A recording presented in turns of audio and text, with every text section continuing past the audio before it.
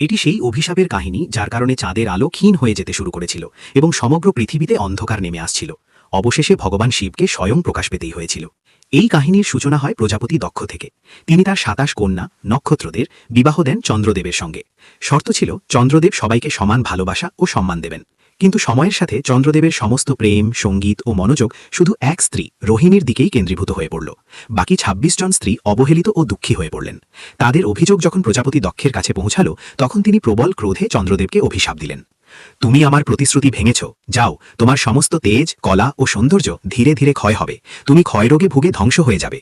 অভিশাপ সঙ্গে সঙ্গেই কার্যকর হল। চাঁদের আলো প্রতিদিন কমতে লাগল। পৃথিবীতে উদ্ভিদ ও ঔষধির রস শুকিয়ে যেতে শুরু করল। সৃষ্টির ভারসাম্য ভেঙে পড়ল। নিজের শেষ ঘনিয়ে আসতে দেখে ভীত চন্দ্রদেব ব্রহ্মার কাছে উপায় জানতে গেলেন। ব্রহ্মা তাকে বললেন গুজরাটের প্রভাস অঞ্চলে সমুদ্র তটে গিয়ে মহাদেবের কঠোর তপস্যা করতে। চন্দ্রদেব সেই পবিত্র স্থানে একটি শিবলিঙ্গ প্রতিষ্ঠা